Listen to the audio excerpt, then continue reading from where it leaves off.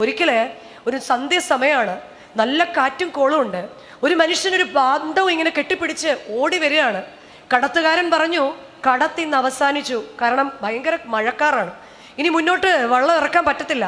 അപ്പം ഇയാൾ പറഞ്ഞു, എനിക്ക് അക്കരെയുള്ള ആശുപത്രിയിൽ ഈ ഭാണ്ഡം എത്തിച്ചേ മതിയാവും. ഇയാൾ പറഞ്ഞു, ഇല്ല, ഇന്നിനി വള്ളം ഇറക്കാൻ പറ്റില്ല, ശക്തിയായി മഴ പെയ്യും, അതിന് വില കൊടുക്കേണ്ടി വരും. അയാൾ പറഞ്ഞു, അല്ല, എനിക്ക് പോയേ പറ്റൂ, എനിക്ക് ഈ കയ്യിലിരിക്കുന്നത് അവിടെ ഏൽപ്പിച്ചേ പറ്റൂ. ആരാണവിടെ? എൻ്റെ ഭാര്യയും കുഞ്ഞുങ്ങളുമാണ് അവിടെ. ഈ കടത്തുകാരൻ ഈ മനുഷ്യൻ്റെ നിർബന്ധത്തിന് വള്ളം ഇറക്കുകയാണ്. വള്ളത്തിൽ കയറിയിരുന്ന് കാര്യങ്ങളൊക്കെ സംസാരിച്ച കൂട്ടത്തിൽ ഈ വള്ളക്കാരൻ അയാളോട് ചോദിക്കുകയാണ്, നിങ്ങൾക്ക് നീന്താൻ അറിയാമോ? അയാൾ പറഞ്ഞു, ഇല്ല, എനിക്ക് നീന്താൻ അറിയില്ല. അപ്പോൾ കടത്തുകാരൻ പറഞ്ഞു, കാറ്റ് അത്ര പന്തിയല്ല. അപ്പം ഇയാൾ പറഞ്ഞു, എന്ത് പറഞ്ഞാലും ചേട്ടാ, എനിക്ക് നീന്താൻ അറിയില്ല. പക്ഷേ ശക്തിയായി മഴ പെയ്യാൻ തുടങ്ങി. ഈ വള്ളക്കാരൻ്റെ കയ്യിൽ വള്ളം നിന്നില്ല, വള്ളം മറിഞ്ഞു, രണ്ടുപേരും വീണു. വള്ളക്കാരന് വല്ലാതെ കുറ്റബോധം, ജീവിതത്തിൽ എന്തൊക്കെയോ പ്രതീക്ഷയുമായി കയറിയവനെ ഈ രാത്രിയിൽ ഞാൻ എന്ത് ചെയ്യും? ഈ കടത്തുകാരൻ മുങ്ങാങ്കുഴിയിട്ട് ഈ മനുഷ്യനെ നോക്കുകയാണ്, പക്ഷെ എങ്ങും അയാളെ കാണുന്നില്ല.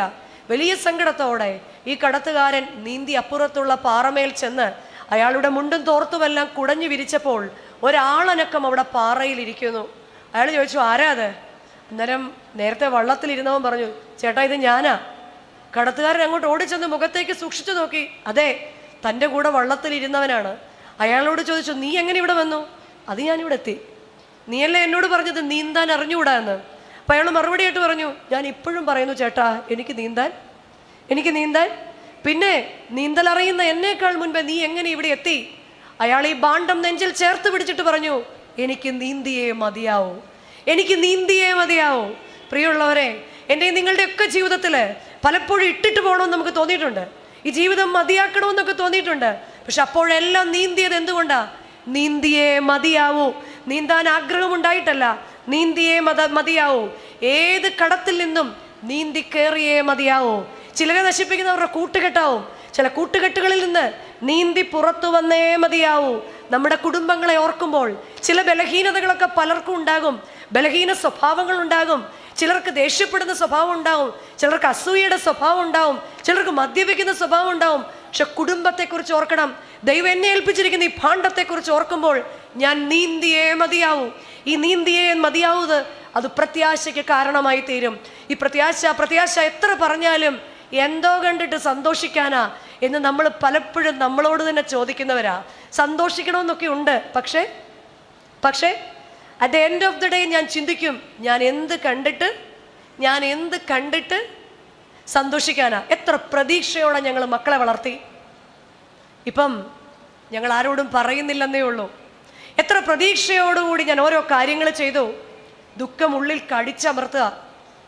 പക്ഷേ പ്രത്യാശയ്ക്ക് കാരണമുണ്ട്. ഈ ലോകത്ത് തരുന്ന മക്കളെയോ ഈ ലോകത്തിൻ്റെ സമ്പത്തോ ഒന്നുമല്ല നമ്മുടെ പ്രത്യാശ.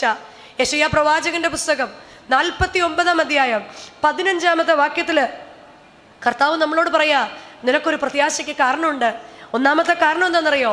ഒരു സ്ത്രീ തൻ്റെ കുഞ്ഞിനെ മറന്നാലും ഞാൻ നിന്നെ മറക്കുകയില്ല എന്നുള്ളത്. ഒരമ്മ നിന്നെ മറന്നു കളഞ്ഞാലും ഞാൻ നിന്നെ മറക്കുകയില്ല. അത് ആരംഭിക്കുന്നത് എങ്ങനെയാ? ഒരു സ്ത്രീ തൻ്റെ കുഞ്ഞിനെ മറക്കുമോ? അവൾ നിന്നെ മറന്നാലും ഞാൻ നിന്നെ മറക്കത്തില്ല. മറക്കാത്ത ദൈവം എനിക്കുണ്ട് എന്നത് ഒരു പ്രത്യാശയുടെ കാരണമാണ്. ഞാൻ ഏറെ സ്നേഹിക്കുന്ന എൻ്റെ ജീവിത പങ്കാളി, ഞാൻ ഏറെ സ്നേഹിക്കുന്ന എൻ്റെ മക്കള്, ഞാൻ സ്നേഹിച്ച് എനിക്കുള്ളതെല്ലാം കൊടുത്ത സഹോദരങ്ങള്, അവരെല്ലാം എന്നെ മറന്നാലും, എൻ്റെ മക്കൾ എന്നെ മറന്നാലും, ആരെന്നെ മറന്നാലും, അമ്മ മറന്നാലും, ഞാൻ നിന്നെ സ്നേഹിക്കുന്ന ഒരു ദൈവം ഉണ്ടെന്ന് പറയുന്ന ഒരു ദൈവം എനിക്കുണ്ട്. അടുത്ത വാക്യം എന്താ പറയുന്നത് അറിയോ? ഞാൻ നിന്നെ എൻ്റെ ഉള്ളം കയ്യിൽ വരച്ചിരിക്കുന്നു.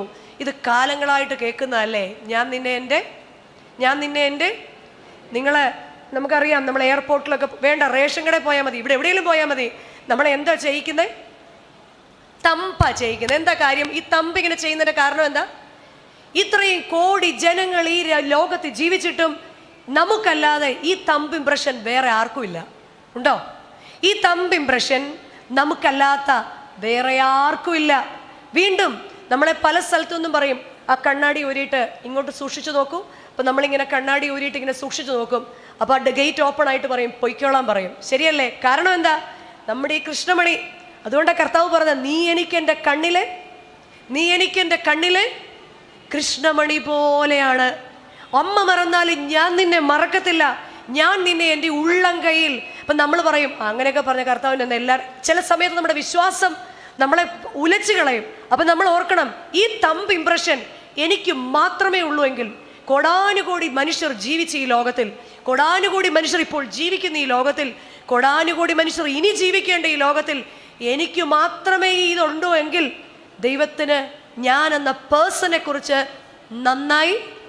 നന്നായി എന്നെ അവൻ മറക്കത്തില്ല എന്ന് വിശുദ്ധ മത്തായി ശ്ലീഹയുടെ സുവിശേഷം 14-ാം അധ്യായത്തിന്റെ 30-ാം വാക്യത്തിലെ യേശു തമ്പുരാനെ കടലിൽ കൂടി നടക്കുന്നതായിട്ട് കാണുകയാണ് പത്രോസ് ലീഹ പറയാ, ഓ ഇത് നീ ആയിരുന്നെങ്കിൽ ഞാനും വരാമായിരുന്നു.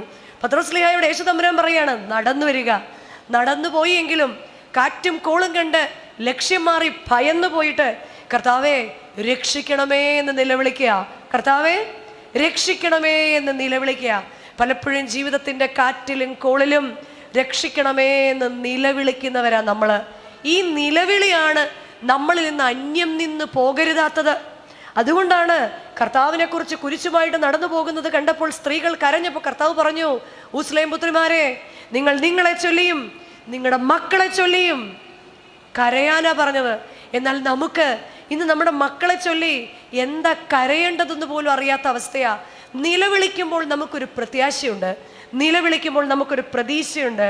മുങ്ങിത്താഴുമ്പോൾ കർത്താവെ രക്ഷിക്കണമേ എന്ന് പറയാൻ വിശുദ്ധ മത്തായിയുടെ സുവിശേഷം 14-ാം അധ്യായത്തിന്റെ 31-ാം വാക്യത്തിൽ പറയുന്നുണ്ട്, യേശു ഉടനെ കൈ നീട്ടി അവനെ പിടിച്ചു. എന്നെ കൈ നീട്ടി പിടിക്കുന്ന ക്രിസ്തുവിനെ പ്രാർത്ഥനയുടെ പായിൽ കാണണമെങ്കിൽ നിലവിളിയോടെ ഞാൻ അവൻ്റെ സന്നിധിയിൽ മുട്ടുമടക്കിയിരിക്കുമ്പോൾ, ഞാനിങ്ങനെ ഭൂമി പിളർന്ന് താന്നു പോകുന്നത് പോലെ തോന്നുമ്പോൾ കരം നീട്ടി എന്നെ ഉയരത്തിൽ നിന്ന് പിടിക്കുന്ന ക്രിസ്തുവിനെ കാണുന്നതിൻ്റെ പേരാണ് പ്രത്യാശ. കാരണം നിലവിളിക്ക് പകരം വെക്കാൻ ഒന്നുമില്ല. എന്നെ പിടിക്കും എന്ന ധൈര്യത്തിൻ്റെ പേരാണ് ആ പ്രത്യാശ. ഒന്നാമത് പറയാണ് പ്രത്യാശയുടെ ഒന്നാമത്തെ കാരണം, അവൻ എന്നെ മറക്കാത്ത ദൈവ. രണ്ടാമത്, കർത്താവ് നമ്മളുടെ അനുഗ്രഹദാതാവാണ്. സങ്കീർത്തനം 115:15. ഇവിടെ റാസ്യൊക്കെ കഴിഞ്ഞ് വന്ന ആശീർവാദത്തിൽ അച്ഛന്മാർ എപ്പോഴും പറയുന്നതാ, ആകാശത്തെയും ഭൂമിയെയും ഉണ്ടാക്കിയ യഹോവയാൽ നിങ്ങളെല്ലാവരും അനുഗ്രഹിക്കപ്പെട്ടവരാകുന്നു. ചേർത്ത് വീണ്ടും പറയാണ്, യഹോവ നമ്മെ ഓർത്തിരിക്കുന്നു, അവൻ നമ്മളെ അനുഗ്രഹിക്കും. ഈ ഓർത്തിരിക്കുക എന്ന് പറയുമ്പോൾ ഒരു വലിയ കാര്യമാണ്. ഇപ്പം ഞാൻ അവിടെ വന്നിരുന്നപ്പോൾ ഒരു ആൻറ്റി എൻ്റെ അടുത്ത് വന്നിട്ട് ചോദിച്ചു, ഓർക്കുന്നുണ്ടോ നമ്മൾ ഓതറെ വെച്ച്? എത്ര പ്രതീക്ഷയോടെ ആയിരിക്കും. ഇപ്പം ഞാൻ ഉടനെ ഇല്ല, ഓർക്കുന്നില്ല. മുഴുവൻ നമ്മളെക്കുറിച്ചുള്ള ആ ഇംപ്രഷനും പൊട്ടി താഴോട്ട്. അതുപോലെ പലപ്പോഴും പല പാത്രങ്ങളിലും വിളമ്പിക്കഴിഞ്ഞ് നമ്മളെ മാത്രം ഒരാൾ ഓർക്കാതെ ഇരുന്നാൽ, അല്ലേ, സ്ഥിരമായി കാണുന്നവർ, നീ ഉണ്ടായിരുന്നോ, ഞാൻ ഓർത്തില്ല. നമ്മൾ പറയും, നീ എന്നെ വല്ലാതെ അവഗണിക്കുകയാണെന്ന് പറയും, അല്ലേ. ആരോർത്തില്ലെങ്കിലും കർത്താവ് നമ്മളോട് പറയാണ്, യഹോവ നമ്മെ ഓർത്തിരിക്കുന്നു. ഓർത്ത് എന്ത് ചെയ്യുന്നുണ്ട്? അനുഗ്രഹിക്കുന്നുണ്ട്. എന്നെ ഓർത്ത് അനുഗ്രഹിക്കുന്ന ഒരു ദൈവം, അതാണ് എൻ്റെ പ്രത്യാശയുടെ രണ്ടാമത്തെ റീസൺ. അതിന് എക്സാമ്പിൾ അബ്രഹാം. ഉൽപ്പത്തി പുസ്തകം 12-ാം അധ്യായത്തിൽ അബ്രഹാമിനോട് പറയുന്നുണ്ട്, നിന്നെ അനുഗ്രഹിക്കുന്നവൻ അതുള്ള, നിന്നെ അനുഗ്രഹിക്കുന്നവൻ അനുഗ്രഹിക്കപ്പെടും, നിന്നെ ശപിക്കുന്നവൻ ശപിക്കപ്പെടും. നിന്നെ അനുഗ്രഹിക്കുന്നവൻ അനുഗ്രഹിക്കപ്പെടുകയും നിന്നെ ശപിക്കുന്നവൻ. അപ്പൊ എന്നെ അനുഗ്രഹിക്കാൻ, എങ്ങനെ അനുഗ്രഹിക്കാൻ? ഓർത്ത്. അമ്മ മറന്നുപോയാലും, സഹോദരങ്ങൾ മറന്നുപോയാലും, കൂട്ടുകാർ മറന്നുപോയാലും, ഇടവക്കാർ മറന്നുപോയാലും എന്നെ ഓർത്ത് അനുഗ്രഹിക്കുന്ന ഒരു ദൈവം. ഒന്ന്, എന്നെ മറക്കാത്ത ദൈവമുണ്ടെന്നുള്ളതാണ് എൻ്റെ പ്രത്യാശ. രണ്ട്, എന്നെ ഓർത്ത് അനുഗ്രഹിക്കുന്ന ദൈവമുണ്ടെന്നാണ് എൻ്റെ പ്രത്യാശ. മൂന്ന്, അവൻ നമ്മുടെ അവകാശമാണ്. യഹസ്കേൽ പ്രവാചകന്റെ പുസ്തകം 44-ാം അധ്യായം 28-ാം വാക്യം പറയുന്നുണ്ട്, അവരുടെ അവകാശമോ ഞാൻ തന്നെ. അവരുടെ അവകാശമോ, അവിടെ ഇസ്രായേലിനെ കുറിച്ച് പറയുകയാണ്, ഇസ്രായേലിന് സ്വത്തൊന്നും കൊടുക്കരുത്, കാരണം അവരുടെ സ്വത്ത് ഞാനാണ്. അവരുടെ സ്വത്ത്, ഇത് കേട്ടിട്ടാണ് സാധു കൊച്ചുകുഞ്ഞുപദേശി എഴുതിയത്, എൻ്റെ സമ്പത്തെന്നു ചൊല്ലുവാൻ വേറെയൊന്നും യേശു മാത്രം സമ്പത്താകുന്നു. ആരാണ് നമ്മുടെ സമ്പത്ത്? യേശുവിൻ്റെ സമ്പത്താണ്. അവൻ നമ്മുടെ സമ്പത്താകുന്നു. അപ്പൊ ജീവിതത്തിൻ്റെ വെല്ലുവിളികളിൽ ഒന്നാമത്തെ പ്രത്യാശ, അവൻ എന്നെ മറക്കാത്ത ദൈവമാണ്. സങ്കടങ്ങളിൽ നമ്മളോട് തന്നെ പറയണം, അവൻ എന്നെ മറക്കാത്ത ദൈവമാണ്. രണ്ട്, സങ്കടങ്ങളിൽ നമ്മളോട് തന്നെ പറയണം, അവൻ എന്നെ ഓർത്ത് അനുഗ്രഹിക്കുന്ന ദൈവമാണ്. മക്കള് ഓർത്തില്ലെങ്കിലും, ഭാര്യ ഓർത്തില്ലെങ്കിലും, ഭർത്താവ് ഓർത്തില്ലെങ്കിലും അവൻ എന്നെ ഓർത്ത് അനുഗ്രഹിക്കുന്ന ദൈവമാണ്. മൂന്നാമത്, അവൻ എൻ്റെ സമ്പത്താകുന്നു.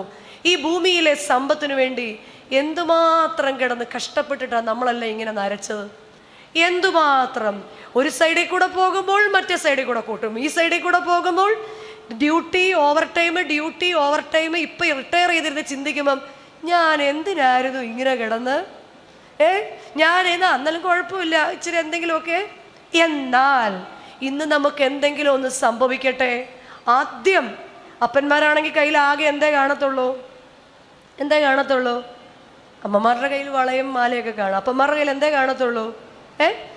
നമ്മളെ എല്ലാം കഴിഞ്ഞ് കഴിയുമ്പം ഇളയ മോനോട് മൂത്ത മോൻ പറയും, കഴിഞ്ഞു.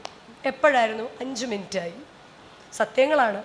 മോനെ അപ്പം ചേട്ടൻ്റെ അനിയനോട് പറയും, മോനെ പപ്പാടെ കയ്യിൽ മോതിരം ഉണ്ടായിരുന്നു, അങ്ങോട്ട് വെറുക്കുന്നതിന് മുമ്പ് അതിങ്ങൂരി ഇനി അതുകൂടെ ഉള്ളൂ, അതിങ്ങൂരി ഇങ്ങ് എടുത്തേരാ, അതിങ്ങൂരിയാണ്. മമ്മിയുടേതിന് പിന്നെ ഒത്തിരി അവകാശക്കാർ, അങ്ങനെ കിലുകിലാന്ന് കയ്യിലും കഴുത്തിലും ഒക്കെ ഉള്ളത് കൊണ്ട് നമ്മളെ സ്നേഹിക്കാൻ ഒരുപാട് പേര് അന്നേരം വട്ടം കൂടും. ഊരി ഇല്ലേ? എന്തിനു വേണ്ടിയാ? പക്ഷെ കർത്താവാണ് എൻ്റെ സ്വത്ത്, കർത്താവാണ് എൻ്റെ സമ്പത്ത്, ഞാൻ തകർന്നു പോകുകയില്ല. അങ്ങനെ പ്രത്യാശയില്ലാതെ തകർന്നു പോകേണ്ടവരല്ല നമ്മൾ. ജീവിതത്തിൻ്റെ വെല്ലുവിളികളിൽ വിവേകത്തോടെ നങ്കൂരങ്ങളെ ഉറപ്പിക്കുന്ന അനേകരെ വിശുദ്ധ വേദപുസ്തകത്തിൽ കാണാൻ സാധിക്കും. യോശുവ പ്രവാചകന്റെ പുസ്തകം 15-ാം അധ്യായം 16 മുതൽ 19 വരെയുള്ള വാക്യം നമുക്കൊക്കെ നല്ല പരിചയമാണ്. കാരണം ഒരു കാലഘട്ടത്തിൽ ക്രിസ്ത്യാനികളുടെ പേര് തോമസ് എന്നും ശോശാമ എന്നും പിന്നെ വീണ്ടും സാം എന്നും എലിസബത്ത് എന്നും ഒക്കെ ആയി. പിന്നെ അത് കഴിഞ്ഞപ്പോൾ ബിജു, സിജു, മിനി, ആൻസി ആയി. പിന്നെ അതൊന്നും വേണ്ടെന്ന് ഓർത്ത് വീണ്ടും നമ്മൾ എന്തായി? ആരോൺ, ആൽബിൻ, അക്സ, കെസിയ, അല്ലേ? അപ്പം ഇതിനകത്ത് നോക്കിയ ഒരു 15 അക്സ പേരുള്ള മക്കളുള്ളവർ കാണും. പിന്നെ 15 പേരുള്ള ആരോൺ, അല്ലേ?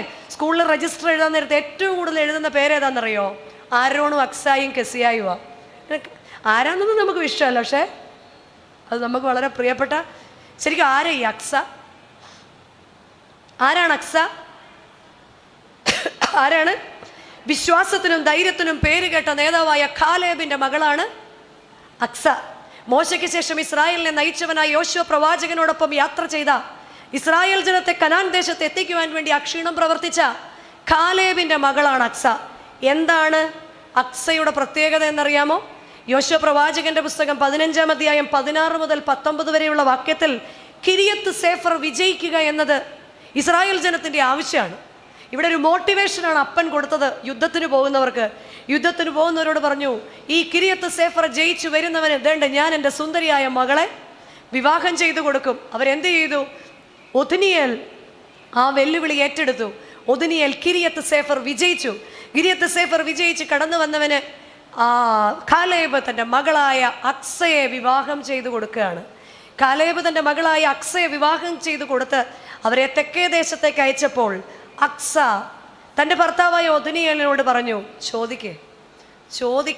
അപ്പം നമ്മളിങ്ങനെ പല കാര്യങ്ങളും പൊതുയോഗം കഴിഞ്ഞ് വന്നിട്ട് പറയും, നിങ്ങളത് ചോദിച്ചായിരുന്നോ? വേണ്ടാടി, അത് ചോദിച്ചാൽ വലിയ വിഷയം അവിടെ. അല്ലേലേ ഞാൻ നിങ്ങളെ ഏൽപ്പിച്ചപ്പോൾ അറിയാമായിരുന്നു ഇതൊന്നും നടക്കാനുള്ള കാര്യമൊന്നും, അല്ലേ? അപ്പം ഈ സ്ക്രൂ കൊടുത്തു വിടുന്നതാരാ എപ്പോഴും? ഏറെക്കുറെയൊക്കെ നമ്മൾക്കറിയാതെ എവിടുന്നാണ് വരുന്നതെന്ന്. അപ്പോൾ ഈ കിരിയത്ത് സേഫർ ജയിച്ചു വന്ന ഒഥനിയേലിൻ്റെ ഭാര്യയായ അക്സ ഒഥനിയേലിനോട് പറഞ്ഞു ചോദിക്കാൻ. ഒഥനിയേൽ ഇതൊന്നും വലിയ കാര്യമല്ല. പക്ഷേ അക്സ കഴുതപ്പുറത്തുനിന്ന് ഇറങ്ങുന്നത് കണ്ട അപ്പനായ കാലേബ് ചോദിച്ചു, എന്താണ് മകളെ? മകള് മറുപടിയായിട്ട് പറഞ്ഞു, അപ്പാ, അവിടുന്ന് ഞങ്ങൾക്ക് തന്നത് തെക്കേ ദേശമല്ലോ. ഈ തെക്കേ ദേശം എന്ന് പറഞ്ഞാൽ വരണ്ട ദേശമാണ്. അങ്ങനെയെങ്കിൽ ഞങ്ങൾക്കൊരു നീരുറവ കൂടി തരാമോ? മകളുടെ വിവേകത്തിൽ അപ്പന് വളരെ സന്തോഷമുണ്ടായി. അപ്പൻ എന്ത് ചെയ്യുന്നറിയാമോ? ഒരു അപ്പർ സ്പ്രിങ്ങും ഒരു ലോവർ സ്പ്രിങ്ങും 2 നീരുറവകൾ കൊടുത്തു. ഉയർന്ന മലമേലും താഴ്ന്ന പ്രദേശവും 2 നീരുറവ. വിവേകമുള്ള നങ്കൂരമാണ് അക്സ അവിടെ ഇട്ടത്. കാരണം എന്താണ്? നിലം കിട്ടിയിട്ട് കാര്യമില്ല. നിലം ഫലമുള്ളതാകണമെങ്കിൽ നനവുള്ളതായി തീരണം. നിലം ഫലമുള്ളതാകണമെങ്കിൽ അത് നനവുള്ളതായി തീരണം. എൻ്റെയും നിങ്ങളുടെയും ഒക്കെ ജീവിതത്തിൽ ചോദിച്ചതിലും നനച്ചതിലും അത്യന്തം പരമായിട്ടാണ് നൽകി കർത്താവ് ഇവിടെ നമ്മളെ ആക്കി. പക്ഷെ പല കാര്യങ്ങളും നമ്മൾ മറ്റുള്ളവരുടേത് കണ്ടു കഴിയുമ്പോൾ നമ്മൾ വിചാരിക്കും എനിക്കിതല്ലായിരുന്നു വേണ്ടത്, അതായിരുന്നു. ഞാൻ സിസ്റ്ററിനെ കാണുമ്പോൾ ഓർക്കും ഭാഗ്യവതി ഒന്നും അറിയണ്ടായല്ലോ. ഇനി എന്തെങ്കിലും ഒന്ന് കഴിച്ചിട്ട് പോയി കിടന്ന് സിസ്റ്റർ എന്നെ കാണുമ്പോൾ ഓർക്കും അയ്യോ കൊച്ചമ്മയ്ക്ക് എന്തൊരു സുഖം, ഇനി ചെങ്ങന്നൂർ വരെ പോകാം, അവിടെ ചെന്ന് പിള്ളേർ ഇല്ലേ. ഇങ്ങനെ നമ്മളിങ്ങനെ അങ്ങോട്ടും ഇങ്ങോട്ടും ഇല്ലാത്തത് പറഞ്ഞുകൊണ്ടിരിക്കുക. പക്ഷേ എങ്ങനെയാണ് ഉള്ളതിനെ ഉപയോഗിക്കേണ്ടത്?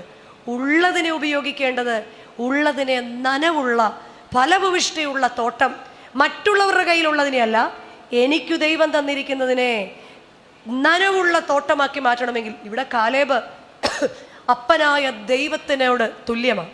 നമ്മുടെ ജീവിതത്തിൽ ഇവിടെ കാലേബ് അപ്പനായ ദൈവത്തിന് തുല്യം. ഇവർക്ക് കൊടുത്ത തെക്കേ ദേശം, എന്നെയും നിങ്ങളെയും ഏൽപ്പിച്ചിരിക്കുന്ന കുടുംബം, എന്നെയും നിങ്ങളെയും ഏൽപ്പിച്ചിരിക്കുന്ന സൗഭാഗ്യം, എന്നെയും നിങ്ങളെ ഏൽപ്പിച്ചിരിക്കുന്ന ജോലി, ഇതൊക്കെയാണ് ഏറ്റവും ദൈവം തന്നിരിക്കുന്ന വലുതെന്ന് പറഞ്ഞാണ് നമ്മൾ അതിന് വിസ്തൃതി വർദ്ധിപ്പിക്കുന്നത്. പക്ഷേ നമ്മളോട് പറയാണ് നീ അതിനെ എന്താണ് ചെയ്യേണ്ടത്? നീ അതിനെ ചെയ്യേണ്ടത് ദൈവത്തോട് നീരുറവയെ ചോദിക്കണം. നമ്മുടെ എല്ലാം ആത്മീയ ജീവിതത്തിലും ഭൗതിക ജീവിതത്തിലും ഈ ഭൗതിക ജീവിതം വരണ്ടു പോകാതിരിക്കാൻ നമ്മൾ ജോലിക്ക് പോകുന്നുണ്ട്, നമ്മൾ ഇൻവെസ്റ്റ് ചെയ്തിട്ടുണ്ട്, നമ്മൾ പലയിടത്തും പൈസ ഇട്ടിട്ടുണ്ട്. പക്ഷേ ആത്മീയ ജീവിതം വരണ്ടു പോകുന്നുണ്ടോ എന്ന് നമ്മളിൽ എത്ര പേർ ശ്രദ്ധാലുവാണ്? സ്പിരിച്വൽ ഡ്രൈനസ്, നമുക്കെല്ലാം ഒരുവിധം സ്പിരിച്വൽ ഡ്രൈനസ് അനുഭവപ്പെടുന്നുണ്ടോ? ഈ സ്പിരിച്വൽ ഡ്രൈനസ് ഉണ്ടാവുന്നത് നമ്മൾ അറിയാറുണ്ടോ? നമ്മൾ ശ്രദ്ധിച്ചിട്ടുണ്ടോ? നോയമ്പിൻ്റെ സമയത്ത് നമ്മുടെ സ്പിരിച്വാലിറ്റി എങ്ങനെയാ? ഗ്രാഫ് ആയിരുന്നെങ്കിൽ അതിങ്ങനെ കുത്തനെ മുകളിലോട്ടാണ്. നോയമ്പ് കഴിയുമ്പോഴോ, ഈസ്റ്റർ കഴിയുമ്പോഴോ അതിങ്ങനെ കുത്തനെ താഴോട്ടാണ്. വീണ്ടും അടുത്ത നോയമ്പ് വരുമ്പോൾ ഗ്രാഫ് ഇങ്ങനെ മേളിലോട്ട്, അത് കഴിഞ്ഞ് താഴോട്ട്, ഇങ്ങനെ മേളിലോട്ടും താഴോട്ടും സ്പിരിച്വാലിറ്റി പോകുന്നതല്ലാതെ അതെന്തുകൊണ്ടാണ് പലപ്പോഴും സ്പിരിച്വാലിറ്റിയിൽ ഡ്രൈ ആയി പോകുന്നതിൻ്റെ കാരണം ഈ വചനം കേട്ട് അനുസരിച്ച് കഴുകപ്പെടാൻ നമുക്ക് സാധിക്കാത്തതുകൊണ്ടാണ്. ഈ വചനം കേൾക്കുന്നതിൽ നിങ്ങളെ ദോഷം പറയാൻ പറ്റത്തില്ല കേട്ടോ. ഇത്രയും പേരൊക്കെ ഇത്രയും തിരക്കുള്ള നഗരത്തിൽ ഒന്നാം ദിവസം, ഇപ്പം എനിക്ക് തോന്നുന്നു ഒന്ന് സൺഡേ, അപ്പം ഇന്ന് ആദ്യം മുതൽ അച്ഛൻ ഞാൻ ആദ്യ ദിവസം വന്നായിരുന്നല്ലോ, ഇങ്ങനെ പറയാം നമുക്ക്, ആദ്യ ദിവസം വന്നായിരുന്നല്ലോ ഞാൻ, ബാക്കി ദിവസമൊന്നും കണ്ടില്ലോ. അത് അച്ഛ അങ്ങനെ പോയിട്ട് ഇങ്ങനെ ആയതുകൊണ്ടാണ് ബാക്കി ദിവസങ്ങൾ. അതാകാം, എന്താണെങ്കിലും ഇത്രയും പേര് കടന്നു വന്നു. പക്ഷെ കേൾക്കുന്ന വചനം എന്നെ കഴുകണം, ഈ നങ്കൂരം എന്നെ ഉറപ്പിക്കണം. അല്ലെങ്കിൽ പേരിൽ മാത്രം ഒരു ക്രിസ്ത്യാനിയായി ഞാൻ മാറിയാൽ സ്പിരിച്വൽ ഡ്രൈനസ് എന്നിലുണ്ടാവും. അതിൻ്റെ ഒന്നാമത്തെ ലക്ഷണം ഈ പറയുന്ന എന്തെങ്കിലും ഉണ്ടോ നോക്കണേ. ഒരു ആത്മീയ താല്പര്യക്കുറവ്, ഒരു താല്പര്യക്കുറവ്. 2, പ്രാർത്ഥനയിൽ പലപ്പോഴും മടുപ്പുണ്ടാകാറുണ്ടോ? ഇച്ചിരി കഴിഞ്ഞ്, ഇന്നിപ്പോൾ എഴുന്നേറ്റ് താമസിച്ചു, ഇനിയിപ്പോൾ കാപ്പി ഇട്ട് കുടിച്ചു, ഒന്നിച്ച് ഇച്ചിരി നേരം കഴിഞ്ഞ് അല്ലേ, അന്നേരം പുള്ളിക്കാരനെ വിളിക്കുമ്പോൾ പുള്ളിക്കാരൻ പറഞ്ഞു ഞാൻ നടക്കാൻ പോകും, എന്നാൽ പിന്നെ തിരിച്ചു വന്നിട്ട് അങ്ങനൊരു മടുത്ത ആത്മീയത, തണുത്ത ആത്മീയത. ചിലരെങ്ങനെയാണെന്നറിയോ? ദോഷം പറയരുതല്ലേ, എല്ലാം ചൊല്ലുന്നുണ്ട്, എന്നാൽ നിന്മാതാവ് വിശുദ്ധന്മാർ എന്ന് പറഞ്ഞാൽ പോലും എന്താന്ന് ഇത്രയും കാലമായിട്ട് വയസ്സ് 70 പക്ഷെ അങ്ങനെയൊന്നും പറഞ്ഞാൽ എന്നതാണെന്നൊന്നും എന്നോട് ചോദിക്കരുത്. ഇങ്ങനെ ചൊല്ലി തീർക്കുന്ന ആളാണോ ഞാൻ? ചിലർ പള്ളിയിലൊക്കെ വന്ന് കയ്യും കെട്ടി നിൽക്കുന്നത് കണ്ടാൽ ഇന്ന് കഴിഞ്ഞ് നാളെ തൊട്ട് യുദ്ധം പ്രഖ്യാപിക്കാൻ വന്ന് നിൽക്കുന്ന പോലെയാണ് അല്ലേ? കൈയൊക്കെ കെട്ടി ഇങ്ങനെ മേളിലോട്ട് നോക്കി, ചുണയുണ്ടെങ്കിൽ ഇങ്ങനെ കയ്യും കെട്ടി നിൽക്കുന്നൊരവസ്ഥ. നമ്മളെ അങ്ങനെ പറയരുത്, കൈ കെട്ടി നിൽക്കത്തില്ല. അനന്ത വിഹായസിൽ കൂടി പറന്ന് മോളുടെ അടുത്ത് ഓസ്ട്രേലിയയിൽ പോയി തിരിച്ചു വന്ന്, അല്ല മോളുടെ അടുത്തോട്ട് ഒരാൾ പോകുന്നുണ്ട്, ഉപ്പേരി കൊടുത്തു വിടണോ അതോ അവരോട് എങ്ങനെ ചോദിക്കുന്നത്? അതൊക്കെ എപ്പോഴാണ് നമ്മൾ ചിന്തിച്ചുകൊണ്ടിരിക്കുന്നത്? ഇപ്പോൾ ചിന്തിക്കുന്നവരുണ്ട്, കുർബാനയെ ചിന്തിക്കുന്നവരുണ്ട്, ഇങ്ങനെ കയ്യും കെട്ടി വെറുതെ നിൽക്കുന്ന ആത്മീയത. പിന്നെ അടുത്ത ആത്മീയത എന്താണെന്നറിയോ? ആചാരങ്ങൾക്കൊന്നും ഒരു കുറവുമില്ല. അപ്പോൾ അടുത്ത അച്ഛൻ വന്നിട്ട് പറയും അല്ല ഇവിടെ അതിൻ്റെ ആവശ്യമില്ല, ഇതിപ്പോൾ മാതാവിൻ്റെ പള്ളി. അച്ഛൻ അത് പറഞ്ഞാൽ പറ്റത്തില്ല, ഇവിടെ അത് ഇവിടെ അത് വേണം. എല്ലാ പള്ളിയിലും കൊടിയുണ്ടെങ്കിൽ ഞങ്ങളുടെ പള്ളിയിലും, എല്ലാ പള്ളിയിലും ചെമ്പുണ്ടെങ്കിൽ ഞങ്ങൾക്കും എന്ത് വേണം? അല്ല അപ്പം അച്ഛൻ ചോദിക്കുക അങ്ങനെ പറഞ്ഞാൽ എന്തുവാ, അങ്ങനെ പറഞ്ഞാൽ എന്തുവാ എന്നുള്ളതല്ല ഇവിടുത്തെ ശീലം. അല്ലെങ്കിൽ അച്ഛൻ തിരുമേനോട് പറഞ്ഞിട്ട് മാറിക്കോ. എന്താ ഇതിൻ്റെ അർത്ഥമെന്നൊന്നും അറിഞ്ഞൂടാ, വെറുതെ ഇങ്ങനെ ആചാരങ്ങൾ ഇങ്ങനെ തീർത്ത് വരിക. ചില സമയത്ത് നമുക്കുള്ള നമ്മുടെ പ്രാർത്ഥനയുടെ പേരെന്താണെന്നറിയോ? Divine hypocrisy. ഞാനൊരു ഭക്തനാണ്, പക്ഷെ നിങ്ങളുടെ ഒന്നും കാര്യത്തിൽ എനിക്കത്ര കോൺഫിഡൻസ് ഇല്ല. ഡിവൈൻ ഹിപ്പോക്രാറ്റായിട്ട് നമ്മളിൽ കുറച്ച് പേര് ചിലർ മറ്റുള്ളവർ പള്ളിയിൽ എങ്ങനെയാണ്, അച്ഛൻ ശരിയല്ല, ഈ അച്ഛൻ ഒന്നും ശരിയല്ല, പിന്നെ നമ്മൾ എന്തിനാണ്, ആരും ശരിയല്ല പള്ളിയിൽ, അതുകൊണ്ട് ഞാൻ പോണോ വേണ്ടിയോ എന്ന് ഒന്ന് ആലോചിക്കണം, അങ്ങനെ പറയുന്ന കുറച്ച് പേര്. പിന്നെ കുറച്ച് പേർക്ക് ഒരാഴ്ച മുഴുവൻ വീട്ടിലൊക്കെ വെറുതെ ഇരുന്ന് നമ്മളെല്ലാവരെയും കൂടെ കാണാൻ പറ്റുന്ന ഒരു മിംഗ്ലിങ്ങും ഒരു സന്തോഷവും അല്ലേ, അത് കഴിഞ്ഞ് കാപ്പിയൊക്കെ കുടിച്ച്. ഇതാണ് ഒരു ആത്മീയ ഡ്രൈനസ്. ഈ ഡ്രൈനസ്, ആത്മീയ ബന്ധത്തിലെ അഭാവം നമ്മുടെ തലമുറയെ ദൈവത്തിൽ നിന്ന് അകറ്റും. നമ്മൾ വീട്ടിൽ ഈ കാണിക്കുന്നത് നമ്മളെയല്ല, നമ്മൾ ഇങ്ങനെയൊക്കെ പറഞ്ഞാലും വീണ്ടും പള്ളി വരും. കുറച്ച് നാൾ കഴിയുമ്പം ഇതൊക്കെ കഴിഞ്ഞ് കഴിയുമ്പോൾ നമ്മൾ വീണ്ടും ഇവിടേക്ക് തന്നെ വരും. പക്ഷെ ഇത് കണ്ടുപിടിക്കുന്ന തലമുറ ദൈവത്തെ, നമ്മൾ കണ്ട ദൈവം ആരാന്നറിയോ? നമ്മൾ ഈ ട്രിവാൻഡ്രം എയർപോർട്ടിൽ കാണുന്ന ഫ്ലൈറ്റാണ് നമ്മൾ കണ്ട ദൈവം. പക്ഷെ നമ്മുടെ തലമുറ കാണുന്ന ദൈവം ആരാന്നറിയോ? ഇല്ല, ആകാശത്ത് പറക്കുന്ന ആ കുഞ്ഞി പൊട്ടായ ഫ്ലൈറ്റിനെയാണ്. രണ്ടും ദൈവം തന്നെയാണ്. നമ്മുടെ മനസ്സിൽ ഇങ്ങനെയൊക്കെ ആണെങ്കിലും അറ്റ് ലാസ്റ്റ് നമ്മൾ എവിടെ വരും? പക്ഷെ നമ്മളുടെ വാക്കുകൾ കൊണ്ട്, നമ്മളുടെ പ്രവൃത്തികൾ കൊണ്ട് ദൈവത്തെ ദൂരെയാക്കി കാണിക്കുന്ന ഒരു പ്രവണത എൻ്റെയും നിങ്ങളുടെയും ജീവിതത്തിലുണ്ടെങ്കിൽ അത് ആത്മീയ ഡ്രൈനസ് തന്നെയാണ്. ഈ ആത്മീയത എന്ന് പറയുമ്പോൾ ചില അച്ചടക്കം നമ്മൾ പാലിച്ചേ മതിയാവൂ. ഇവിടെ അക്സയെ പോലെ ചോദിക്കേണ്ടത് ദൈവസന്നിധിയിൽ ചോദിക്കാൻ നമുക്ക് പ്രാപ്തി വേണം. മെറ്റീരിയലായിരിക്കുന്ന കാര്യങ്ങളെക്കാൾ കൂടുതൽ കർത്താവ് നമ്മളോട് പറയുന്നത് യെശയ്യാ പ്രവാചകന്റെ പുസ്തകം 58-ാം അധ്യായം 11-ാം വാക്യം, യഹോവ നിന്നെ എല്ലായ്പ്പോഴും വഴി നടത്തും. യഹോവ നിന്നെ എല്ലായ്പ്പോഴും വഴി നടത്തുമെന്നാണ്. ഈ ധൈര്യം ഉണ്ടാകണമെങ്കിൽ വീണ്ടും പരിശുദ്ധ അമ്മയെ പോലെ ആയിത്തീരണം. പരിശുദ്ധ അമ്മ ദൂതൻ്റെ മുൻപാകെ നീ ഗർഭം ധരിച്ചൊരു കുഞ്ഞിനെ പ്രസവിക്കൂ എന്ന് പറഞ്ഞപ്പോൾ ഇങ്ങനെ എന്താ എന്നുള്ള രീതിയിൽ നിന്നപ്പോൾ ദൂതൻ പരിശുദ്ധ അമ്മയോട്, വിശുദ്ധ ലൂക്കോസിന്റെ സുവിശേഷം 1-ാം അധ്യായത്തിന്റെ 35-ാം വാക്യത്തിൽ ദൂതൻ പറയാണ്, പരിശുദ്ധാത്മാവ് നിന്റെ മേൽ വരും, അത്യുന്നതന്റെ ശക്തി നിന്റെ മേൽ ആവസിക്കും, ആകയാൽ നിന്നിൽ നിന്ന് ഉതിരുന്നതെല്ലാം ഉത്ഭവിക്കുന്നതെല്ലാം വിശുദ്ധ പ്രജയായ, നിന്നിൽ നിന്ന് ഉത്ഭവിക്കുന്നത് വിശുദ്ധ പ്രജയാകും.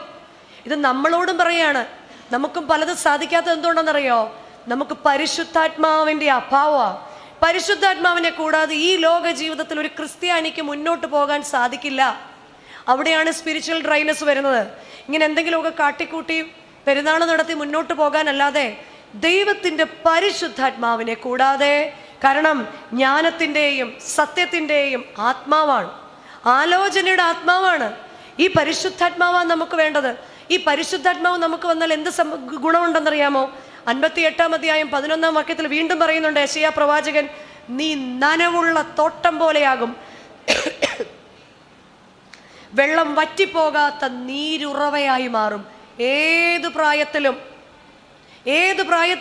നീ നനവുള്ള തോട്ടം പോലെ, വെള്ളം വറ്റാത്ത നീരുറവ പോലെ. ഒരു ലോകത്തിൻ്റെ നിരാശയും നിന്നെ ബാധിക്കില്ല.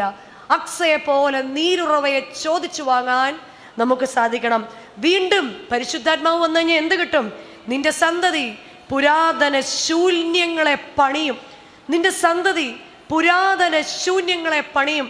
നിനക്ക് പോലും സാധിക്കാത്തത്, ദാവീദ് രാജാവിന് സാധിക്കാത്തത്, ശലോമോനിൽ കൂടെ ദൈവം പൂർത്തീകരിച്ചതുപോലെ പുരാതനമായിട്ടുള്ള നിന്റെതിനെല്ലാം തിരികെ കൊണ്ടുവരുവാൻ നിന്റെ സന്തതിയെ ഈ ദേശത്ത് ദൈവം എഴുന്നേൽപ്പിക്കും. വീണ്ടും വീണ്ടും പറയുന്നു, തലമുറയായി കിടക്കുന്ന അടിസ്ഥാനങ്ങളെ നീ കെട്ടിപ്പൊക്കും. ആർക്കും സാധിക്കാത്ത പലതിനെയും ഉയർത്തിക്കൊണ്ടുവരുവാൻ ദൈവത്തിൻ്റെ കൃപയുള്ള മക്കൾക്ക് മാത്രമേ ഈ കാലത്തിൽ ഉണർന്നിരിക്കാനും ഒരുങ്ങിയിരിക്കാനും ഒക്കെ കൃപയുടെ ഒരു ശേഷിപ്പ് ആവശ്യമാണ്. കൃപയുള്ള തലമുറ. നമ്മളെക്കുറിച്ചല്ല, നമ്മുടെ തലമുറകളെക്കുറിച്ചൊന്ന് ചിന്തിച്ച് നോക്കിക്കേ. നമ്മൾ ആരാണെന്നറിയാൻ നമ്മുടെ തലമുറയൊന്ന് സൂക്ഷിച്ചു നോക്കിയാൽ മതി. നമ്മുടെ തലമുറയൊന്ന് സൂക്ഷിച്ചു നോക്കുക. ജീവിതത്തിൻ്റെ പല തിരക്കുകളിലും എൻ്റെ മക്കൾക്ക് ഞാൻ എവിടെയെങ്കിലും വെച്ച് ദൈവത്തെ കൊടുക്കാൻ മറന്നുപോയോ? പക്ഷെ ചിലർ എത്ര പ്രാർത്ഥിച്ചിട്ടും തലമുറകൾ തെറ്റിപ്പോയവരുണ്ട്. സാരമില്ല, വീണ്ടും കണ്ണുനീരോടുകൂടി നീരുറവയ്ക്ക് വേണ്ടി പ്രാർത്ഥിക്കുക. നമ്മുടെ പിതാക്കന്മാരെ പോലെ മുട്ടുമുടക്കുന്ന തലമുറയെ ദൈവം നമ്മുടെ മുൻപിൽ കാണിച്ചു തരും. നനവുള്ളവർ പാപത്തെക്കുറിച്ചും നീതിയെക്കുറിച്ചും ന്യായവിധിയെക്കുറിച്ചും ഒക്കെ ബോധമുള്ള തലമുറയാകണം. നമ്മൾ ഈ കടന്നു വരുന്നതുകൊണ്ട് ഒരുവനെങ്കിലും പാപത്തെക്കുറിച്ചുള്ള ബോധവും നീതിയെക്കുറിച്ചുള്ള ബോധവും, കർത്താവേ നിന്റെ ന്യായവിധിയുടെ മുമ്പിൽ ഞാൻ എങ്ങനെ നിൽക്കും എന്നുള്ള ബോധവും ഓരോ ദിവസവും നമ്മളെ ഓരോരുത്തരെയും ഭരിക്കുമ്പോഴാണ് നമ്മുടെ എല്ലാം പ്രത്യാശയുടെ നങ്കൂരം ക്രിസ്തുവാണെന്ന് നമുക്ക് ഉറപ്പിക്കാൻ സാധിക്കുക. ഈ മനുഷ്യൻ്റെ അടിസ്ഥാന ആവശ്യം, ബേസിക് നീഡ്സ്. ഞങ്ങളുടെ ബയോളജി ടീച്ചർ ഇവിടെ ഇരിപ്പുണ്ട് കേട്ടോ. ചിലപ്പോൾ ചാടി എഴുന്നേറ്റ് ബിനിക്കൊച്ചമ്മ പറയും ബേസിക് നീഡ്സ്, ഫുഡ്, ഷെൽട്ടർ, ഇതൊക്കെ ചാടി എഴുന്നേറ്റ് പറയാൻ സാധ്യതയുണ്ട്. അപ്പം ഇവിടെ മനുഷ്യൻ്റെ അടിസ്ഥാന ആവശ്യങ്ങൾ നമുക്കറിയാം അല്ലേ? ആഹാരവും വസ്ത്രവും പാർപ്പിടവും. ശരിക്കും മനുഷ്യൻ്റെ നമ്മുടെ ഏറ്റവും വലിയ ആവശ്യം എന്താ? ഒന്നും തന്നില്ലേലും മൂക്കും വായും കൂടെ പൊത്തിപ്പിടിച്ചാൽ നമുക്ക് ജീവിക്കാൻ പറ്റുമോ? ഓക്സിജനാണ് അല്ലേ നമ്മുടെ ഏറ്റവും ആവശ്യം. നമുക്ക് ശ്വാസം നമുക്ക് വളരെ ഇമ്പോർട്ടൻ്റാണ്. അത് ഈ വീസിങ് ഉള്ളവരോട് ചോദിക്കണം, ശ്വാസം മുട്ടിയ പ്രശ്നമുണ്ടോ ഇല്ലയോ എന്ന്. ശ്വാസം മുട്ടൽ ഒരു ബുദ്ധിമുട്ടുള്ള കാര്യമാണോ? എന്നാൽ നമ്മൾ മനസ്സിലാക്കേണ്ട ഒരു കാര്യമുണ്ട്. നമ്മുടെ പുറത്തെ മനുഷ്യന് ഓക്സിജൻ ആവശ്യമാണെങ്കിൽ നമ്മുടെ അകത്തെ മനുഷ്യനുണ്ട്. അകത്തെ മനുഷ്യൻ ദൈവത്തിന് ആവശ്യം എന്ത് മാത്രമേ ഉള്ളൂ? നമ്മുടെ പുറത്തെ മനുഷ്യനെ നമ്മുടെ മക്കൾ കൊണ്ട് കല്ലറയ്ക്കകത്ത് കുഴിച്ചു വിട്ടും എഴുതിരിയും കത്തിച്ചു വെക്കും. നമ്മുടെ അകത്തെ മനുഷ്യനെ ഉയരത്തിലേക്ക് പോകേണ്ടതാണ് നമ്മുടെ അകത്തെ മനുഷ്യൻ. ഈ അകത്തെ മനുഷ്യൻ്റെ ഓക്സിജൻ എന്താണെന്നറിയോ? പ്രാർത്ഥനയാണ് നമ്മുടെ അകത്തെ മനുഷ്യൻ്റെ ഓക്സിജൻ. ഈ ഓക്സിജൻ എന്തുമാത്രം, ചിലരെക്കുറിച്ചൊക്കെ പറയാറില്ലേ, ഈ ഓക്സിജൻ സപ്ലൈ ഇല്ലാത്തത് കൊണ്ട് എൻ്റെ ഒരു അങ്കിളുണ്ട് കേട്ടോ, ഓക്സിജൻ സിലിണ്ടർ വെച്ചിരിക്കുക, കാരണം സ്വന്തമായി ശ്വസിക്കാൻ സാധിക്കാത്തത് കൊണ്ട്. എന്നാൽ അകത്തെ മനുഷ്യന് ഈ ഓക്സിജനാണ് പ്രാർത്ഥന. അങ്ങനെയെങ്കിൽ നമ്മളോട് തന്നെ ചോദിച്ചേ, എൻ്റെ വ്യക്തിപരമായി ഞാൻ ദൈവവുമായിട്ടുള്ള എൻ്റെ എത്ര നേരത്തെ ബന്ധം എനിക്കുണ്ട്? നമ്മളിൽ പലരും അങ്ങനെയാണെങ്കിൽ നമ്മുടെ അകത്തെ മനുഷ്യരിൽ പലർക്കും വെന്റിലേറ്ററിൽ കിടക്കുക അല്ലേ? നമ്മുടെ പലരുടെ അകത്തെ മനുഷ്യൻ ICU കിടക്കുക.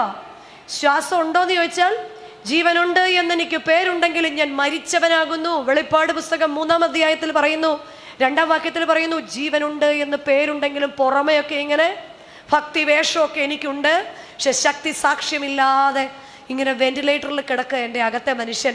അപ്പം നമുക്ക് എന്ത് വേണം? അകത്തെ മനുഷ്യന് പ്രാർത്ഥനയാകുന്ന ഓക്സിജൻ വേണം. രണ്ടാമത്തെ നമ്മുടെ ആവശ്യമാണ് ജലം. ഈ ജലമില്ലാതെ ഒന്നും നടക്കത്തില്ല. ജീവനുള്ള എല്ലാ വസ്തുക്കൾക്കും എന്ത് കൂടിയേ സാധിക്കൂ? നമുക്കറിയാം സിവിലൈസേഷൻസ് ഒക്കെ അല്ലേ, നാഗരികത സിവിലൈസേഷൻസ് എല്ലാം നദീതടത്തിലാണ് ഉണ്ടായിട്ടുള്ളത്. സോഷ്യൽ സ്റ്റഡീസ് ഒക്കെ പഠിച്ചിട്ടുള്ളവരാ. നദികളും വെള്ളങ്ങളും ഉള്ള തീരങ്ങളിലാണ് ഈ സിവിലൈസേഷൻസ് ഒക്കെ ഉണ്ടായിട്ടുള്ളത്. വീണ്ടും നമുക്കറിയാം ഈ ഭൂമിയിൽ എത്ര % വെള്ളമെന്നറിയോ? 71% വാട്ടറാണ് ഈ ഭൂമിയിൽ. നമ്മുടെ ശരീരത്തിൽ എത്ര വെള്ളം ഉണ്ടെന്നറിയോ? ശരാശരി ഒരു സാധാരണ മനുഷ്യൻ 60% വെള്ളം.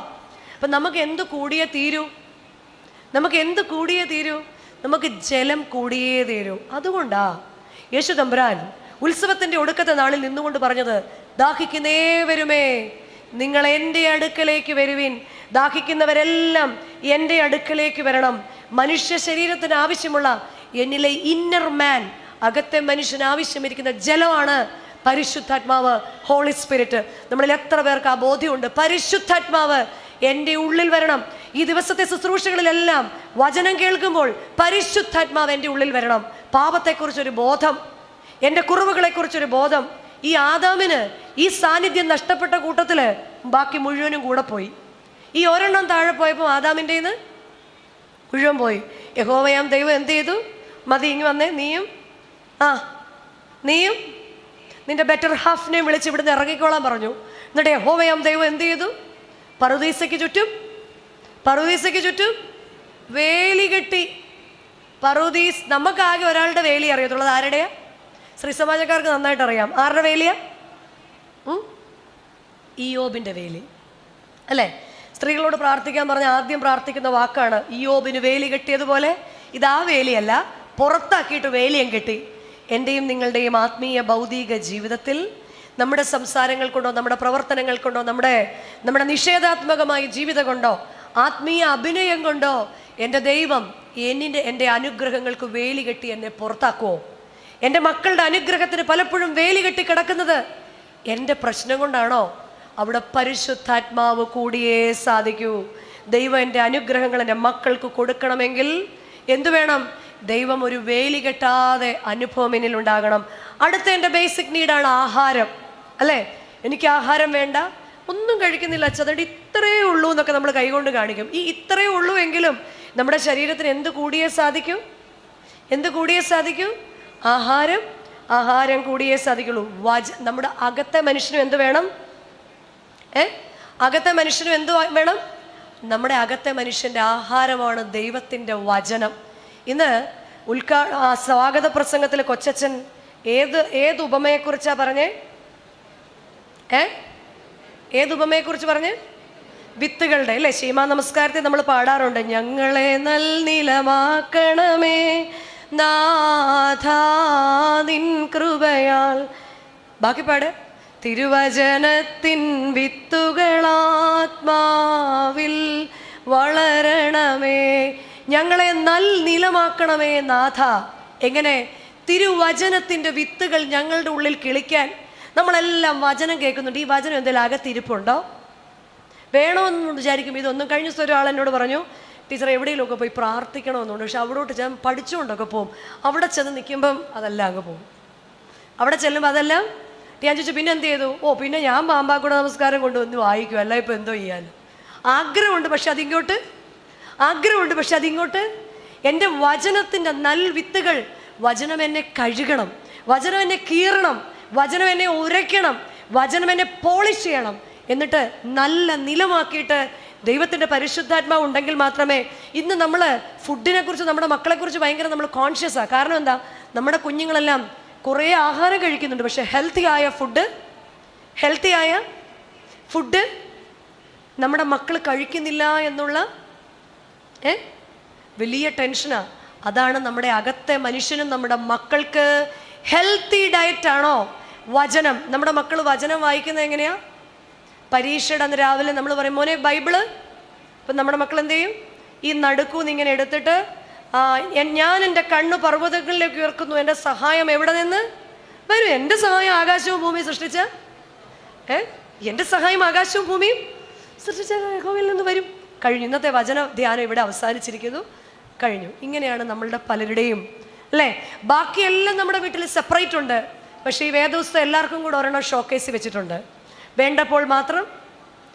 ഇത് ഞാൻ ജപ്പാനിൽ പോയപ്പോൾ കൊണ്ടുവന്നതാണ്, ഇത് ഞാൻ ടോക്കിയോയിൽ നിന്ന് ഇറങ്ങിയപ്പോൾ വാങ്ങിച്ചതാണ്, ഇത് ഞാൻ ISROയിൽ നിന്ന് ഇതിങ്ങനെ പറയും. പക്ഷെ ഇത് മാത്രം എന്താണ്? ഇത് ഞങ്ങൾ കല്യാണത്തിന് കിട്ടിയതാണ്, അത് ഞങ്ങൾ എവിടെ വെച്ചിട്ടുണ്ട്? ഷോക്കേസിൽ. എല്ലാവർക്കും കൂടെ ഒരെണ്ണമേ ഉള്ളൂ. ഇതിൻ്റെ പേരിൽ ആർക്കും ഇവിടെ ഒരു പരാതിയില്ല, ആരും തമ്മിൽ വഴക്കുമില്ല. അത് എവിടെ ഇരിപ്പുണ്ട്? അതിൻ്റെ ഏറ്റവും വലിയ ഉദാഹരണം എന്താണെന്നറിയോ? ഈ മദ്ബഹായിലോട്ട് കയറ്റാൻ നമുക്ക് നല്ല ഉത്സാഹമാണ്. എന്നിട്ട് ബാറിക്കുമോർ ഇത്ത കേട്ടിട്ടില്ലേ? പൗലോസ്ലീഹയ്ക്ക് പോലും സഹിക്കാൻ വയ്യാത്ത രീതിയിലാണ് നമ്മുടെ മക്കൾ വായിക്കുന്നത്. പലപ്പോഴും നമുക്ക് ലജ്ജ തോന്നും. നമ്മുടെ ഈ നാട്ടിൽ ജനിച്ച് വളരുന്ന നമ്മുടെ മക്കൾ വായിക്കുന്നത് കേൾക്കുമ്പോൾ നേരെ ഞങ്ങൾ അറിയിച്ചതിനെതിരായിട്ട് വേറെ ആരെങ്കിലും അറിയിച്ചാൽ എന്ന് പറഞ്ഞ പൗലോസ്ലീഹയുടെ ലേഖനങ്ങൾ വായിക്കുന്നത് കേട്ടാൽ അമ്മമാർക്ക് മാത്രം സന്തോഷം തോന്നും. അച്ഛാ, അവൻ ഇത്രയൊക്കെ വായിക്കുന്നു ഉണ്ടല്ലോ, വയസ്സ് 16 വായിക്കുന്നത് കേട്ടാൽ അച്ഛൻ ഒരു നിവൃത്തിയില്ലാത്തതുകൊണ്ട് അവിടെ നിന്ന് ഇറങ്ങി വന്ന്, പണ്ടത്തെ അച്ഛന്മാരൊക്കെ ആണെങ്കിൽ ഒറ്റയടിക്ക് തിരിച്ചു കളയും. ഇപ്പം അങ്ങനെ തിരിച്ചു കഴിഞ്ഞാൽ നാളെ ഇവരെവിടെ ഇരിക്കും? തിരുവനന്തപുരം ഭദ്രാസനത്തിൻ്റെ ഏറ്റവും അങ്ങേ മൂലയ്ക്ക്. അതുകൊണ്ട് അവരൊന്നും എന്തുകൊണ്ടാ? വചനം ഉറക്കെ വായിക്കാൻ നമ്മുടെ മക്കളെ വീട്ടിൽ ശീലിപ്പിക്കണം. അതിനാദ്യം എന്തു ചെയ്യണം? മദർ തെരേസ പറയുന്നുണ്ട്, it is very easy to show example, but it is very difficult to be an example. വായിച്ച് ഞങ്ങളുടെയൊക്കെ ചെറുപ്പത്തിൽ ഞാൻ ഓർക്കുന്നുണ്ട്, ഈ കുഞ്ഞു കാര്യങ്ങൾ കള്ളത്തരമൊക്കെ ചെയ്യുന്ന എപ്പോഴായിരുന്നെന്നറിയോ? എൻ്റെ ഫാദർ ചെറുപ്പത്തിൽ ഈ സന്ധ്യ ആയിക്കഴിഞ്ഞാൽ, ജോലി കഴിഞ്ഞ് വന്ന് സന്ധ്യ ആയിക്കഴിഞ്ഞാൽ പിന്നെ ഒരു 1/4 മണിക്കൂർ ഇങ്ങനെ ഉറക്കെ വായിക്കും. ആ സമയത്താണ് ഞങ്ങൾ അങ്ങോട്ടും ഇങ്ങോട്ടും ഓടുന്നതും കാര്യങ്ങൾ നടത്തുന്നതും, ഇല്ലേ? പക്ഷെ നമ്മളുടെ ആ കൊച്ചു പ്രായം കഴിഞ്ഞപ്പോൾ നമ്മളുടെ ഉള്ളിൽ എന്തു പതിഞ്ഞു?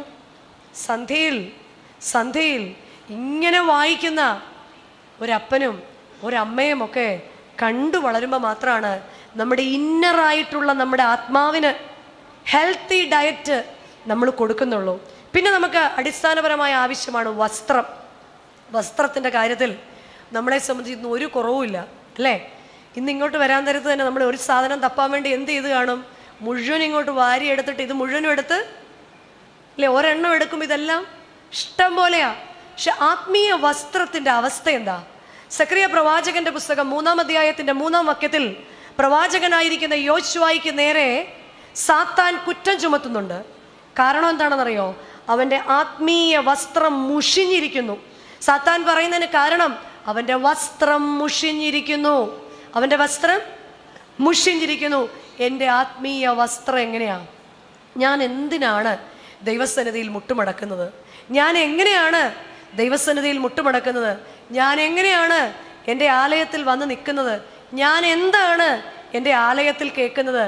പരിശുദ്ധ കുർബാനയിലേക്ക് ഞാൻ കടന്നു വരുന്നത് എപ്പോഴാ? അച്ഛാ ട്രാഫിക് ആയിരുന്നു. എന്തായിരുന്നു? പറയേ. ട്രാഫിക് ആയിരുന്നില്ലേ? എയർപോർട്ടിൽ അങ്ങനെ നമ്മൾ പോവോ? എയർപോർട്ടിൽ നമ്മളങ്ങനെ പോവോ? വെബ് ചെക്ക് ഇൻ ചെയ്താൽ പോലും 1 മണിക്കൂർ മുമ്പേ നമ്മളവിടെ പോയി എന്ത് ചെയ്യും? ഇങ്ങനെ താടിക്കും കൈ കൊടുത്ത്. അല്ലെങ്കിൽ നമ്മളെ കൂട്ടാതെ ആര് പോവും? ട്രെയിനിൽ കയറാനാണെങ്കിൽ നമ്മളിങ്ങനെ പോവോ? ചെല്ലുമ്പോൾ എന്തേ കാണുള്ളൂ? ട്രെയിനിൻ്റെ ബാക്കിലെ എക്സ് ഇല്ലേ? പക്ഷെ നമ്മൾ ഇവിടെ വരുമ്പോൾ മാത്രം എന്ത് പറയും? അച്ഛാ എന്തായിരുന്നു? ട്രാഫിക് ആയിരുന്നു. അച്ഛൻ ആദ്യം തന്നെ ഇവിടെ വരും. അച്ഛൻ മണിയടിക്കുമ്പോൾ കൗമ നമസ്കരിക്കും. എന്നിട്ട് അച്ഛൻ ചൊല്ലും, നിഷ്ഠയിൽ നിന്നെ പെറ്റ പാവന കന്യകയോടൊപ്പം നാഥാദേവ നൽകുക യോഗ്യത നിൻ സ്തുതി പാടാൻ. അച്ഛൻ തിരിഞ്ഞു നോക്കൂ, ആരുമില്ല. മുന്നം നിന്നാഗമനം ചൊല്ലിയ നൽനിബിയരോടൊപ്പം. അപ്പോൾ കറുകലച്ഛൻ കൊച്ചച്ഛനെ നോക്കും. അപ്പോൾ കൊച്ചച്ഛൻ തിരിഞ്ഞിങ്ങോട്ട് നോക്കും, ആരുമില്ല. മഹിതന്മാർ ബസേലിയോസ് ഗ്രിഗോറിയോസ് ഇവരൊപ്പം. കൊച്ചച്ഛൻ വലിയച്ഛനെ ധൈര്യപ്പെടുത്തും, സാരമില്ല, മഹിതന്മാർ ബസേലിയോസും ഗ്രിഗോറിയോസ് പിതാക്കന്മാരെല്ലാം വന്നിട്ടുണ്ട്. ഉജ്ജ്വല ദീപമെടുത്തോരൻ അറിവേറിയ നാരികളൊപ്പം. വലിയച്ഛൻ കൊച്ചച്ഛനോട് തിരിച്ചു പറയും, ബുദ്ധിയുള്ള കന്യകമാരെല്ലാം വന്നിട്ടുണ്ട്, അല്ലാത്തവരെല്ലാം ആരാണച്ചാ? ബോഷന്മാരാ. വേണ്ടപ്പോൾ വന്നോളും. അങ്ങനെ നമസ്കാരത്തിന് ശേഷം, നമസ്കാരം എപ്പോഴെങ്കിലുമൊക്കെ ആകുമ്പോൾ നമ്മൾ ഓടിപ്പിടിച്ച് ഇങ്ങോട്ട് വരും. നമ്മൾ വരുമ്പോൾ കാണുന്ന കാഴ്ച എന്താണെന്നറിയോ? കൊച്ചച്ഛൻ നേരത്തെ തുയോബോയ്ക്ക് കയറി, വലിയച്ഛൻ ഇതുവഴി ഇങ്ങനെ കയറി പോകുന്ന. ഇതിനു മുമ്പിരുന്ന അച്ഛന്മാർക്കൊന്നും ഇത്ര ധൃതി ഇല്ലായിരുന്നു. ഈ അച്ഛൻ വന്നേ പിന്നെയാണ് ഇത്ര നേരത്തെ അകത്തോട്ട്. ഇവിടെ തുടങ്ങിയിട്ട് 3/4 മണിക്കൂർ കഴിഞ്ഞു. അച്ഛൻ അങ്ങോട്ട് കയറിപ്പോവുകയും ഞാൻ വരികയും ജസ്റ്റ് മിസ്. ഇറങ്ങുമ്പോഴെല്ലാം പറയും, ഇങ്ങനെ പോയാൽ ശരിയാവത്തില്ല കേട്ടോ. നമ്മൾ കഷ്ടപ്പെട്ട്, പണ്ടുള്ളവർക്ക് ഈ ദേശത്ത് എല്ലാം കൂടെ ഒരു പള്ളി ഉണ്ടായിരുന്നുള്ളൂ. തലേ ദിവസം മുതൽ അവർ ഒരുങ്ങുമായിരുന്നു. അത് പറയുമ്പോൾ നമ്മൾ പറയും, നമ്മളെപ്പോലത്തെ പ്രാരാബ്ദമൊന്നും അവർക്ക് പ്രാരാബ്ദമേ ഉണ്ടായിരുന്നുള്ളൂ. വെളുപ്പിനെ പശുവിന് വെള്ളം കൊടുത്തിട്ടായിരുന്നു അവരെന്ത് ചെയ്തുകൊണ്ടിരുന്നത്? എഴുന്നേറ്റ് വന്നുകൊണ്ടിരുന്നത് അല്ലേ? നമ്മൾ ഷുഗറിൻ്റെ ഒരു ഗുളിക വായിലിട്ടിട്ടെങ്കിൽ പോന്നാൽ മതി. നമ്മളെ സംബന്ധിച്ച് അച്ഛൻ അങ്ങ് കയറി പോവുകയും, ഞാൻ എന്തിനു വന്നതായിരുന്നു? കുർബാന സ്വീകരിക്കാൻ. വലിയ കാര്യത്തിൽ വന്നപ്പോഴത്തേക്ക് അച്ഛന്മാരങ്ങ് കയറി. ഈ ഇടയായിട്ട് നമ്മൾ പിന്നെ അതിനെക്കുറിച്ച് വലിയൊരു ചർച്ച തന്നെ നമ്മൾ നടത്തും.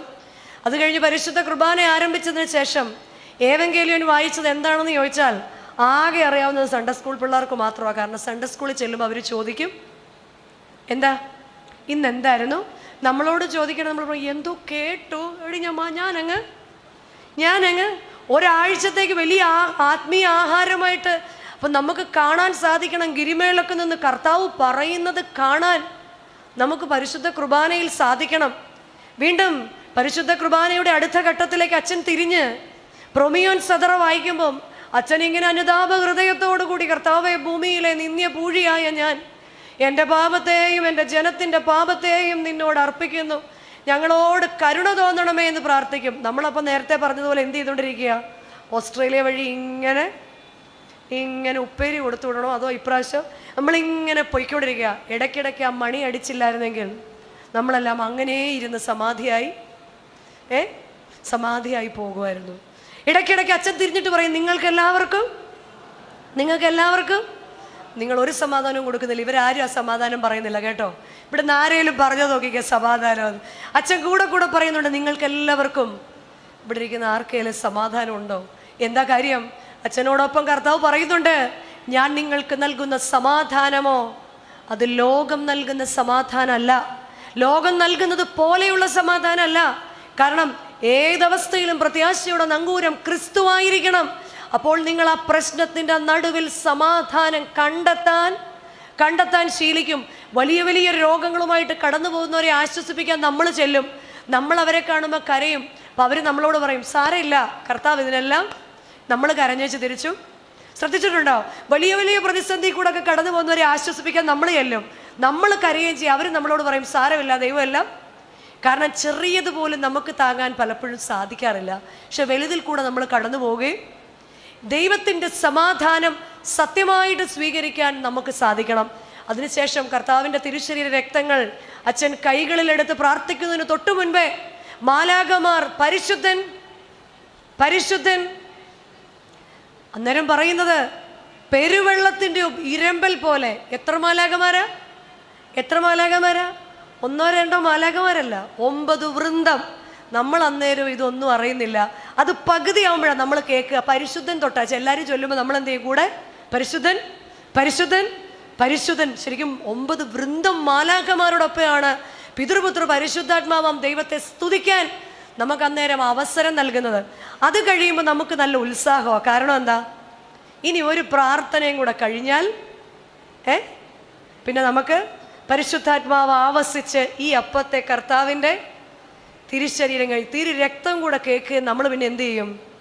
പിന്നെ ഇരിക്കാനുള്ള തയ്യാറെടുപ്പിലാണ്, അല്ലേ? നമ്മൾ ലാൻഡ് ചെയ്യുന്നൊരു ഫ്ലൈറ്റിൻ്റെ റൺവേയുടെ ആ ഒരു പ്രകടനമാണ്. പിന്നെ നമ്മൾ ആ ഇരിക്കാനുള്ള ഒരു തയ്യാറെടുപ്പിലാണ്. പിന്നെ ഇരുന്ന് കഴിഞ്ഞാൽ എന്താണ്? ഇരിക്കുന്നത് നമ്മുടെ വിചാരം അതിനിടയ്ക്ക് ഈ ഇൻ്റർവെല്ലാണെന്നാണ്. കുറച്ച് പേർക്ക് ഇരിക്കാഞ്ഞിട്ടുള്ള ബുദ്ധിമുട്ട്, കുറച്ച് പേർക്ക് പുറത്തിറങ്ങാഞ്ഞിട്ടുള്ള ബുദ്ധിമുട്ട്. പുറത്തിറങ്ങി അവിടെ നിന്ന് ഇച്ചിരി വർത്താനം പറഞ്ഞ് ഇവിടെ നിന്ന് ഇച്ചിരി അവിടെ ചാരിയിരുന്ന് ഇവിടെ ചാരിയിരുന്ന് അത് കഴിഞ്ഞ് വർത്താനം തീരാത്തത് കൊണ്ട് തുബ്ദേൻ കഴിഞ്ഞാലും നമ്മൾ പലപ്പോഴും അകത്തോട്ട് കയറത്തില്ല. പറഞ്ഞു നിർത്തുന്ന പോയിന്റ് അങ്ങോട്ട്. ഇവിടെ എല്ലാവരും എഴുന്നേറ്റ് നിൽക്കുന്നത് എപ്പോഴാണെന്നറിയോ? അൻപുടയോനെ പാടുന്ന സമയത്ത്. അന്നേരം എന്തായാലും അച്ഛൻ മറയിട്ടിരിക്കുക. അപ്പം നമ്മളില്ലെങ്കിലും പതുക്കെ ചെന്നാൽ കർത്താവിൻ്റെ തിരുശരീരത്തെ ഖണ്ഡിക്കുന്ന ശുശ്രൂഷ നടന്നുകൊണ്ടിരിക്കുക. എനിക്ക് വേണ്ടി മുറിക്കപ്പെട്ടവൻ, എനിക്ക് വേണ്ടി തകർക്കപ്പെട്ടവൻ, എനിക്ക് വേണ്ടി കാൽവരിയിൽ രക്തം ചിന്തിയവൻ, എന്നെ രക്തത്താൽ വിലയ്ക്ക് വാങ്ങിയവൻ, എനിക്ക് വേണ്ടി നിന്ന സഹിച്ചവൻ, 3 ആണിമേൽ ഞാന്ന് കിടന്ന് ലോകത്തിൻ്റെ നിന്നയെ മുഴുവൻ എനിക്ക് വേണ്ടി ഏറ്റെടുത്തവൻ, ലോകത്തെ മുഴുവൻ രക്ഷിക്കുവാൻ വേണ്ടി നഗ്നനായി തൂങ്ങിക്കിടന്നവൻ, ഒരമ്മ കണ്ടു നിൽക്കെ ഒരു യുവാവ് ഒരു നഗ്നനായി തൂങ്ങിക്കിടന്ന് ഈ ലോകത്തെ മുഴുവൻ രക്ഷിക്കുവാൻ തൻ്റെ പ്രാണനെ വെടിഞ്ഞ, തൻ്റെ കൈകളിൽ ആണി ഇറക്കിയ, തൻ്റെ കാലുകളിൽ ആണി ആഴ്ന്നിറങ്ങി, തൻ്റെ വിലാവ് കുത്തി തുറന്ന് എനിക്ക് വേണ്ടി മുറിക്കപ്പെട്ടവൻ്റെ മുൻപിൽ കണ്ണുനീരോടുകൂടി നാം നിന്ന് നമ്മെ തന്നെ മുറിക്കേണ്ട സമയങ്ങളിലാണ് ഇത്ര റിലാക്സ് ആയിട്ട് നമ്മൾ ഇരിക്കുന്നത്. പലപ്പോഴും ഈ ആത്മീയ വസ്ത്രം അഴുക്കാവുന്നതിൻ്റെ കാരണം എന്താണെന്ന് നമ്മൾ ചിന്തിച്ചിട്ടുണ്ടോ? അത് കഴിഞ്ഞ് നമുക്കെല്ലാം ഇഷ്ടമാണ്. അത് കഴിഞ്ഞ് നാം ദൈവസ്തുതന്മാർ കഴിഞ്ഞ് കഴിയുമ്പോൾ അച്ഛൻ എന്ത് തുടങ്ങും? നിന്നാൾ സ്തുതിയോട്. അപ്പോഴാണ് യഥാർത്ഥത്തിൽ നമ്മളൊക്കെ എന്താവുന്നത്? ഒരു എനർജറ്റിക് ആവുന്നത്. കാരണം അത് കാണാതെ പഠിച്ച് നമ്മൾ വെച്ചിരിക്കുക. കൂടെ അങ്ങ് ആരെക്കുറിച്ചാണ് എന്താണെന്ന് നമുക്കറിയേണ്ട പ്രശ്നമില്ല, നമ്മൾ അതിൻ്റെ കൂടെ. എന്നാൽ ആ സമയത്ത് സ്വർഗം തുറന്നിരിക്കുന്നതും പരിശുദ്ധ അമ്മ രാജമുടി ചൂടി നിൽക്കുന്നതും സഹതയന്മാർ നിൽക്കുന്നതും സ്ലീഹന്മാർ നിൽക്കുന്നതും എല്ലാം കാണുവാൻ തക്കവണ്ണം ആത്മീയ നയനങ്ങൾ തുറക്കുമ്പോൾ മാത്രമാണ് നമ്മുടെ ആത്മീയ വസ്ത്രം കളങ്കമില്ലാതിരിക്കുന്നത്. അന്നേരം തൂകുന്ന കണ്ണുനീരാണ് നമ്മുടെ പാപത്തെ കഴുകി പരിശുദ്ധ കുർബാനയിൽ നമ്മെയും അവരോടൊപ്പം ലയിപ്പിക്കുന്നത്. അതിനുശേഷം പരിശുദ്ധ കുർബാനയുമായിട്ട് അച്ഛൻ വരുമ്പോൾ ഇത് നിങ്ങളുടെ കടങ്ങളുടെ പരിഹാരത്തിനും പാപങ്ങളുടെ മോചനത്തിനൊന്നും പറയുന്ന മാത്രം നമുക്കറിയാം. ഏറ്റവും പുറകെ നിൽക്കുന്നവര് ഇതൊരു കോമ്പറ്റീഷൻ ആണെന്ന് പറഞ്ഞ് സൈഡിൽ കൂടെ ഒക്കെ നുഴഞ്ഞ് കയറി, ഇല്ലേ?